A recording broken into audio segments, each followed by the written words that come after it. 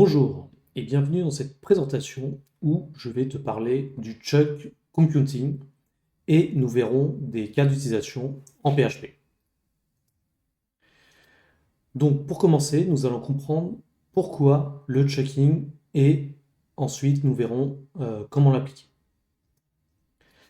Donc si je reprends pourquoi, eh bien cela permet d'adresser les limitations inhérentes de la mémoire et de faire en sorte que ce soit plus facile à manager, à comprendre et à utiliser l'information de cette mémoire. Donc, qu'est-ce que c'est que le chunking et comment on va faire en sorte de prendre en considération ces problématiques de mémoire? Eh bien, du coup, on a inventé le chunking. Et qu'est-ce que c'est justement? Donc, un chunk, c'est quelque chose de petit. C'est un segment qui est en fait un segment de la dataset qui est beaucoup plus simple à processer.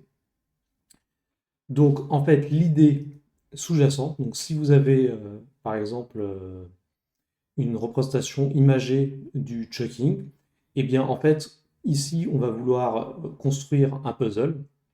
Et bien en fait pour construire le puzzle, on va le découper en petits morceaux. Et en fait, tous ces petits morceaux eh bien, vont nous permettre de reconstituer le puzzle dans son intégralité. Donc, voici quelques points à comprendre par rapport à la simplification du checking. Donc, le checking permet de simplifier l'information, l'information complexe. Le checking permet aussi de renforcer l'apprentissage et la mémoire, puisque si on découpe les morceaux, eh bien, en fait, ce sera plus simple en fait, de les mémoriser et donc du coup d'en avoir un ensemble plus global. Et le checking est applicable dans différents domaines. Donc cela peut aller de la psychologie cognitive, de la psychologie de mémoire, mais bien sûr, dans notre cas présent, eh bien, ce sera l'informatique et donc ici la programmation. Voici des exemples de mise en œuvre du chunking sur des systèmes. Donc, par exemple, on peut avoir du file splitting. Donc, si on est dans des réseaux tels que BitTorrent, eh bien, en fait, une vidéo ou un fichier va être découpé en petits morceaux qui sont appelés chunks pour avoir un transfert beaucoup plus efficace. C'est la même chose dans la vidéo streaming. Les plateformes comme YouTube et Netflix split en fait les vidéos en petites parties appelées chunks qui permettent d'avoir un streaming qui est beaucoup plus smooth, donc beaucoup plus simple à regarder, sans avoir à attendre que toute la vidéo soit chargée. Et enfin, le Big Data Processing. Donc, si vous connaissez Apache Hadoop, eh bien, en fait, c'est un outil qui a été dédié pour le traitement de datasets énormes.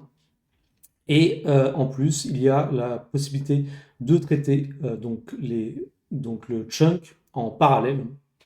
Et cela permet d'accélérer l'analyse fortement. Donc maintenant qu'on a établi un peu les conditions, eh bien on va voir plusieurs cas de figure d'utilisation des chunks. Donc ici, j'en ai répertorié 3. Et on va commencer donc par l'utilisation des chunks au niveau de la memory management. Et bien sûr, nous verrons dans cet exposé plusieurs cas d'utilisation et notamment en PHP, comment vous pouvez mettre en place ces process en PHP. Alors, par rapport au chunk memory management, eh bien, en fait, il y a plusieurs manières d'allouer la mémoire. Donc, on peut allouer la mémoire en utilisant des heaps, c'est-à-dire qu'on va allouer la mémoire de manière dynamique en la découpant. Eh bien, il y a aussi un impact de performance, car les heaps peuvent être difficiles à manager, mais permettent aussi peuvent avoir un impact sur le système. Et aussi, il y a plusieurs stratégies de chunking, c'est-à-dire qu'en fait, on va voir comment manipuler ces morceaux, voir en fait comment on peut récupérer et dans quel ordre on récupère les morceaux. On peut aussi avoir des techniques d'allocation et de désallocation d'objets, c'est-à-dire que par exemple, on peut grouper les chunks par 8 et en fait, on va réduire un overhead. Donc, voici un exemple concret en PHP de, on va dire, du chunking normal. Donc, c'est-à-dire que là, par exemple, j'ai la fonction range. Donc, en fait, je vais constituer un tableau de plusieurs milliers ou milliards de paramètres.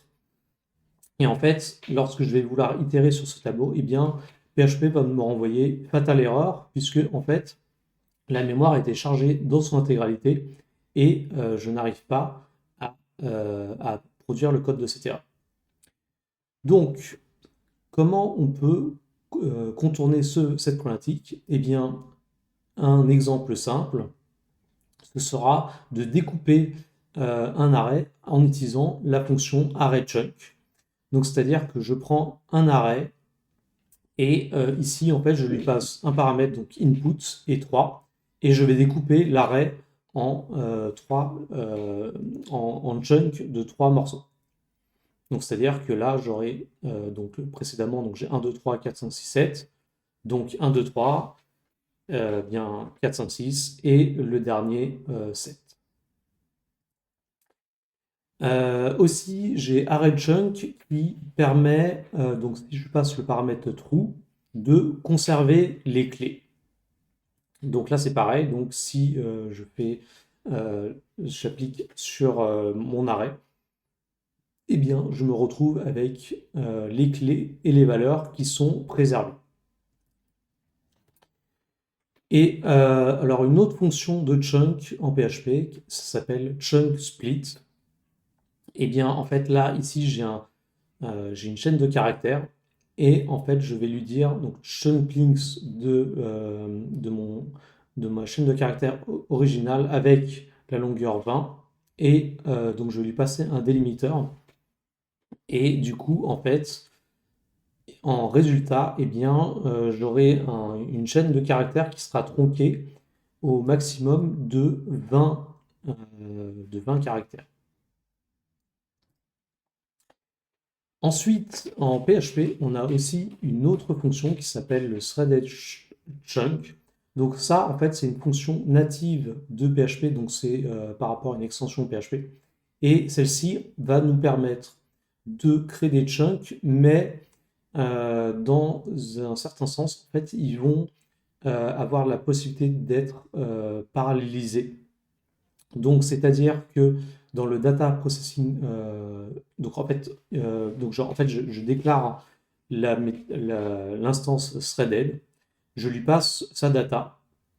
Dans le data processor, en fait, je vais récupérer. Donc, si je fais le process input du data, process in chunk du data, eh bien, en fait, je vais lui passer un paramètre de chunk size. Et en fait, du coup, la data, donc je lui dis de me la transformer en chunk. Et du coup, bah, je peux avoir un data processing thread, c'est-à-dire qu'en fait, je peux threader ces chunks et donc du coup de récupérer le résultat des threads et tout à la fin donc de faire un join sur tous mes threads pour récupérer la globalité. Une autre fonction en PHP, eh bien, c'est fread. Eh bien, on a le field gets open, donc là, qui nous charge l'intégralité d'un contenu en mémoire en PHP. fopen, lui, fait la même chose, sauf que on aura un pointeur d'itération sur le pointeur de fichier. Et lorsque, tant que j'ai des données, donc FOS de mon fichier, eh bien, je peux process mon chunk. Bien sûr, dans ce cas-là, je peux aussi lui donner un paramètre de chunk size pour lui dire de combien à combien je veux processer mon fichier. Et donc, tout à la fin, bah, je clôt le pointeur de fichier. Maintenant, j'ai le sFileObject qui fait un peu l'équivalent du fred qu'on a vu juste avant. Sauf que, à la différence d'avant, le sPLFileObject, lui, sera plus intéressant à utiliser en tant qu'objet PHP. Donc, on peut lui passer aussi des flags pour lui dire en fait plus de choses. C'est l'équivalent, mais plus orienté objet au niveau PHP. Et donc maintenant aussi en PHP, on a différentes fonctions de la gestion de la mémoire, à commencer par memory get usage. Donc ça, en fait, ça va retourner la mémoire à un instant T, donc à l'instant dans lequel vous faites tourner. Donc là, en fait, je charge mon arrêt en PHP et en fait, le memory get usage devient beaucoup plus gros qu'avant. Ensuite, j'ai aussi memory get peak usage. Donc là, c'est la même chose qu'avant, sauf qu'en fait, ça va nous donner le pic, c'est-à-dire qu'en fait, par rapport à l'exécution du code PHP, ça va nous donner le pic mémoire qui a été le plus gros depuis l'exécution PHP, puisque PHP a aussi un garbage collector et donc libère la mémoire de temps en temps. Et donc, le pic sera lié à l'utilisation de votre programme. Et ensuite, on a aussi la GC Collect Cycle. Donc ça, en fait, c'est un cas de figure lorsque vous voulez un peu gérer de manière fine votre exécution en PHP. Vous pouvez demander au garbage collector de passer et donc du coup de faire du travail pour vous pour réduire la mémoire interne de PHP. Alors, ça, évidemment, c'est mon préféré. Donc, ce sont les générateurs. Donc, si vous ne connaissez pas les générateurs, je vous invite à regarder. Donc, de manière plus précise, c'est une fonction. Et à partir du moment où, dans la fonction, on rajoute le mot-clé yield, eh bien, la fonction va nous renvoyer un objet qui est de type générateur. Et en fait, donc generate number de 1 à 1 million va en fait itérer, donc renvoyer un générateur qui va renvoyer 1 à 1 les objets au lieu de renvoyer tous les objets à la fois. On a aussi la fonction unset, donc ça c'était pour revenir sur la gestion de la mémoire. Cette fonction permet de détruire des données en mémoire et donc du coup de récupérer une mémoire beaucoup plus légère. On a aussi donc une librairie que j'aime beaucoup qui est sur la programmation fonctionnelle qui s'appelle loopphp collection. Et donc celle-ci elle est un peu donc c'est de la programmation fonctionnelle, c'est-à-dire qu'en fait ça va être des fonctions qui vont s'appeler elles-mêmes. Alors dans la collection, donc ça c'est une librairie qui a été développée par Paul. En fait lui il s'attardait à créer une collection remaniée. Donc en fait son projet est plus orienté sur la collection. Et en fait il définit plusieurs types d'opérations.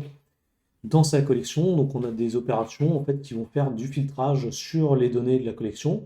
Et ici en fait on a une opération de type chunk qui va en fait permettre de faire du filtrage en tant que chunk sur la collection. Alors donc là au niveau des paramètres, eh bien c'est un peu squeezy, c'est-à-dire qu'en fait on va passer un paramètre size et en fait on va récupérer un générateur qui va itérer sur des cycles d'opérations. Donc, plus concrètement, comment, dans un exemple, comment ça rend. Donc, en fait, si j'ai chunk, j'en crée une nouvelle instance, et bien mon chunk, je vais lui appliquer donc le size qu'on a vu. Donc là, je vais lui appliquer 2, 3, 2. Et après, en fait, donc je récupère l'opération. Et dans cette opération, je vais lui passer un array de nombres. Et donc, du coup, on va afficher le résultat. Et en fait, 2, 3, 2, en fait, ça va être les sizes qui vont être successivement appliqués à l'opération. Et bien, donc là, en output, donc j'ai bien deux éléments dans ma première colonne, 3 et 2. Et en fait, le reste va être appliqué à la suite. C'est qu'en fait, si je n'avais pas défini tous mes sizes, eh bien, la suite sera directement énumérée à la fin. Donc ça, c'était le premier point, c'était comment on utilise les chunks en termes de mémoire dans PHP. Maintenant, on va voir comment on utilise les chunks au niveau de la couche HTTP dans la transmission de messages. Alors, pour cela, en fait, moi, j'ai repris un talk qui existait déjà, mais j'ai trouvé que c'était bien présenté, donc du coup je vais vous le représenter. Donc en fait, comment ça se passe? Donc nous on est le client, on est le PC, le client c'est nous, et donc on va interroger le web serveur, et aussi le web serveur va nous renvoyer des données vers le CDN pour charger par exemple des fichiers JS, CSS. Donc on commence de manière normale par faire une requête HTTP. La requête HTTP interroge la base de données, la base de données renvoie un résultat et on récupère notre page HTML. Et avec le CDN, on récupère nos assets. Et donc voilà, donc là on a l'affichage de la page. Maintenant, on va faire la même chose avec le chunk. Donc on fait une requête HTTP. La requête HTTP nous renvoie un chunk de type head, donc c'est-à-dire en fait on va récupérer le head du HTML, et en fait pendant ce temps-là, le serveur va pouvoir requêter la base de données, et nous comme en fait on a récupéré le head, eh bien on va pouvoir commencer directement à interroger le CDN pour la partie CSS. Le CDN nous renvoie l'affichage, et la base de données renvoie la donnée. Et en fait, en HTML, on récupère le body.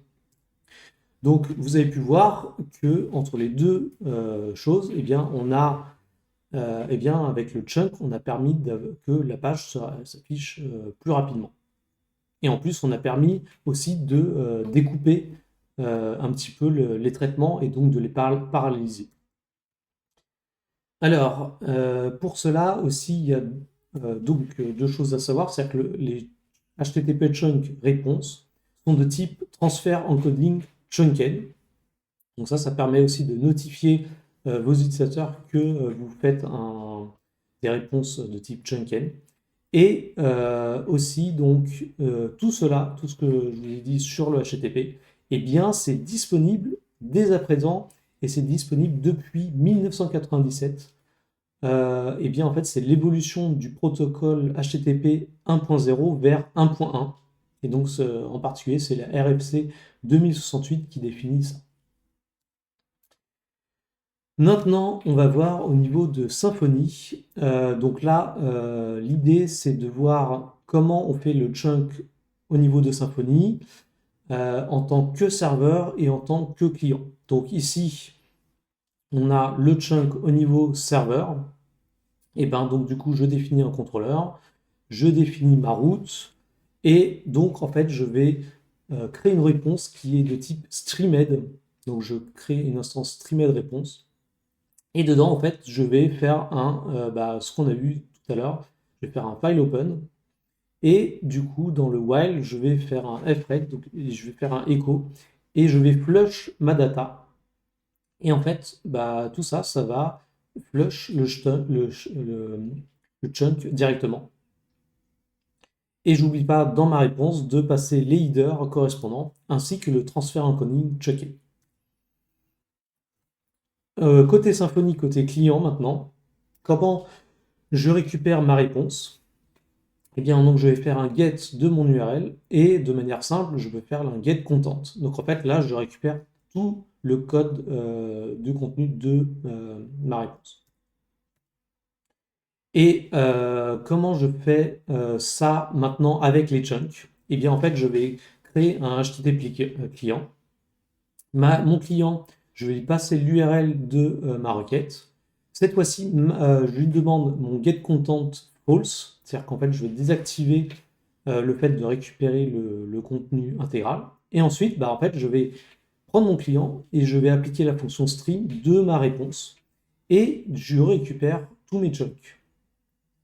Et en fait, mes chunks, eh bien, vous pourrez voir dans Symfony qu'il en existe différents types. Donc, il y a le first, le data, le last. Et par exemple, là, je regarde si mon chunk est le checkout et mon chunk, je récupère le contenu. Et comme ça, en fait, je vais pouvoir reprocesser toute ma page côté client sur mon client Symfony. Donc voilà, donc ça c'est ce que je vous ai dit.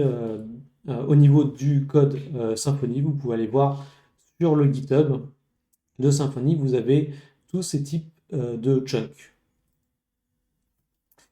Maintenant, sans Symfony, eh bien, comment je fais un chunk donc via de l'output buffering?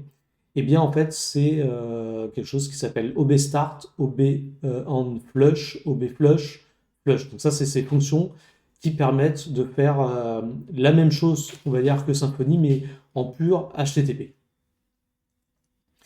Et là aussi, on a un exemple où je vais envoyer du data JSON de type chunk. Et bien, donc là, pareil, je vais utiliser OB cache, OB level. Et donc, je vais prendre donc, je vais passer des échos. Et donc, dès que j'ai du data, en fait, je vais le écho. Je fais un OB flush, je flush, je sleep aussi pour simuler un délai. Et tout à la fin, je flush tout mon contenu. Pareil, comment on fait du chunk sur un input de fichier. Donc, ça, c'est ce qu'on a vu tout à l'heure. Donc, c'était la fonction fRead. Maintenant, comment je fais pour un événement? Donc là, c'est pareil. Donc, j'envoie avec obflush. Donc là, on a vu côté HTTP comment on faisait donc d'un client ou d'un serveur des types de chunks.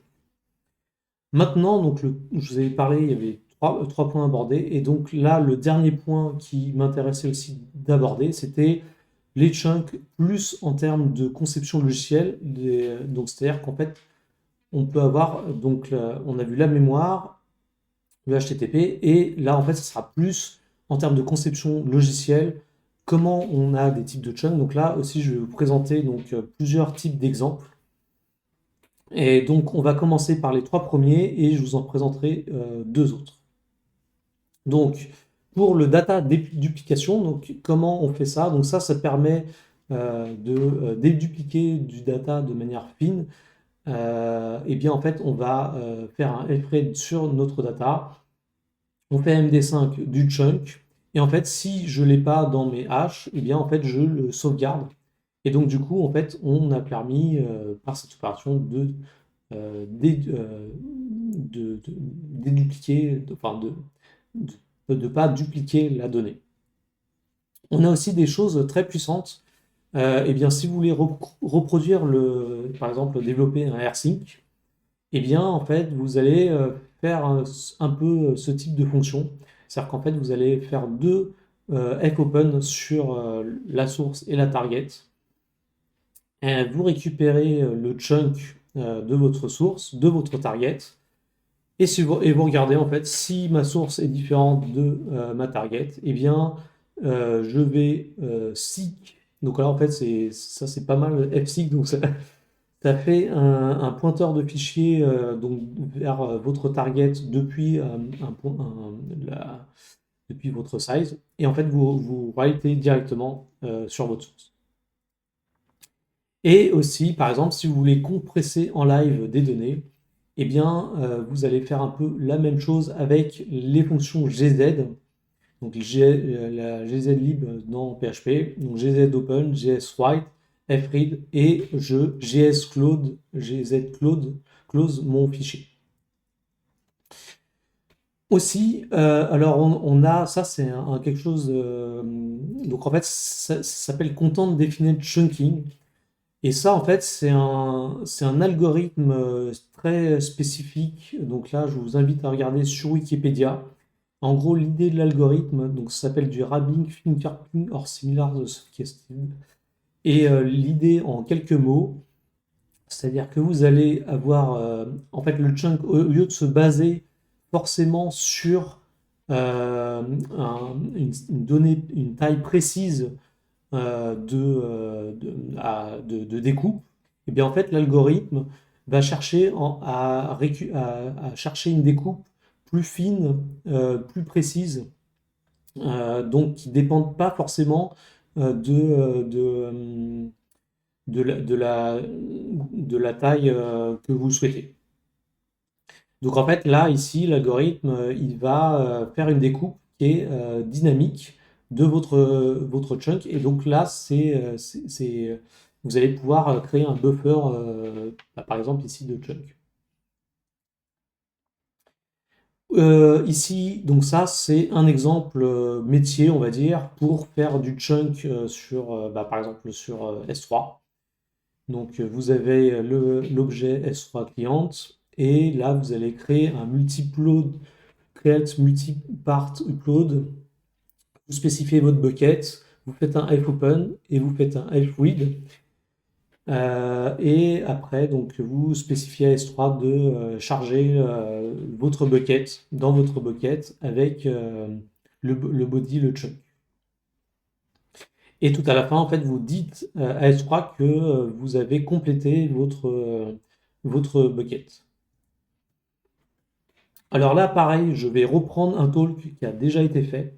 Donc là, je ne vais pas refaire le talk, mais c'est celui de Alexandre Debois. Et lui, en fait, il a eu une problématique métier qui consistait à faire du traitement très impactant sur des milliers de données qui étaient sur Redis. C'est-à-dire qu'en fait, il avait une problématique d'architecturale, c'est-à-dire qu'il avait des maquettes 3D qui arrivaient. Et en fait, il devait, à l'aide de Redis, c'est-à-dire qu'en fait, en utilisant le Redis Stream, les fonctions de Redis Stream donc Redis il lui a mis énormément de documents, et en PHP en fait il va récupérer l'ensemble des documents en PHP pour en faire une jointure concaténée, et donc d'améliorer sensiblement la reconstitution du document. Donc comment ça se passe en pratique? Donc il a fait côté PHP un JSON Redis Stream Encoder, et donc du coup là il va faire un yield avec le générateur où il va avec l'instance de Redis lire de manière successive toutes les ID qui sont retournés par Redis. Et ensuite, il fait un peu de ménage avec la XDL, mais surtout, du coup, il yield le data. Et donc, du coup, le générateur qui retourne ce yield est en fait un chunk. Et donc, le chunk, vous pouvez le traiter ensuite pour reconstituer vos données. Oui, donc ça, c'était un exemple de sa bibliothèque. Donc, dans sa bibliothèque, il a développé plusieurs types de lazy stream. Et donc là, par exemple, j'ai pris le cas du lazy stream chunk writer. En pratique, vous avez une URI, vous send directement, et optionally, vous pouvez même optimiser la mémoire en unset le writer. Et ici, on arrive aussi à un cas pratique que j'ai eu dans ma société.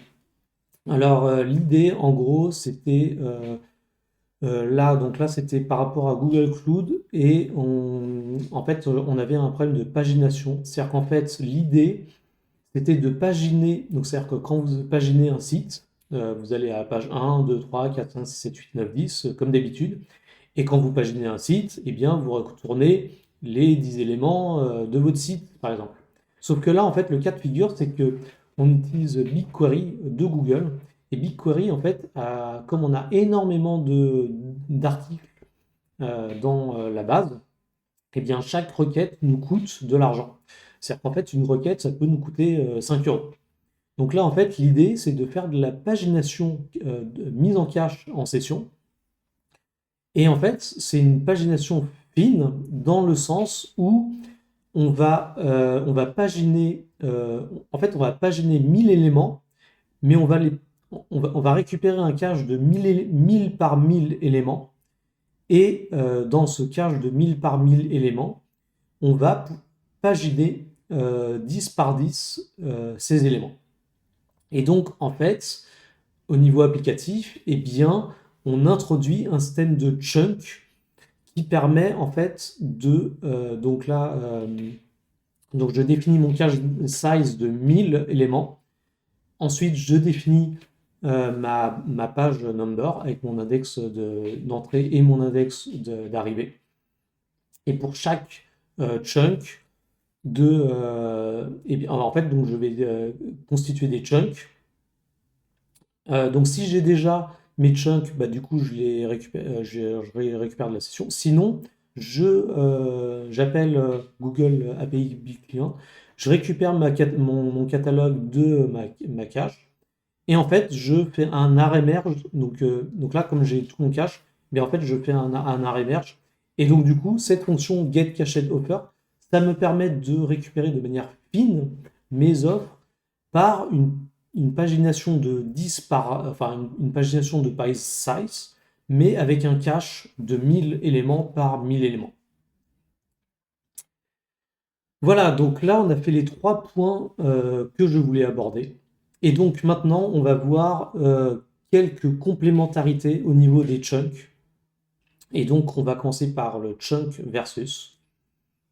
Alors chunk versus, donc c'est un peu pour resituer un petit peu.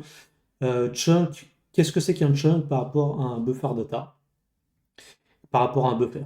Donc un chunk, c'est une pièce, qui permet de transférer donc c'est ce qu'on vient de voir, donc ça permet de créer des streams de transfert. Mais un buffer, en fait, ça va être quelque chose qui va être alloué de manière temporaire en RAM et qui manage le chunk data. Et ça, c'est très utile lorsque l'on envoie de la data pour la processing. Et en fait, c'est un intermédiaire qui permet entre la data et la procession de la data. Donc là, on a un tableau qui va comparer un petit peu c'est quoi en détail la différence entre un chunk et un buffer. Donc le tableau, il tient sur 2 pages. Donc le chunk, c'est essentiellement de la data. Et le buffer, en fait, il va itérer sur la data, donc il y aura plus d'expressions au-dessus de la data. Et là, on a un peu la même chose, c'est-à-dire qu'on va avoir des chunks, donc c'est-à-dire qu'au niveau de la donnée, alors que là, on va plus parler de stream, donc on va pouvoir contrôler plus de choses sur la donnée et donc sur le traitement. Alors, un autre chose que je voulais aussi démystifier, c'était le chunk vs chunk. Alors, c'est un peu différent, la chose est un peu minime, ça s'appelle pratiquement pareil. Donc sum, c'est une subroutine used to inject calculation into another subroutine.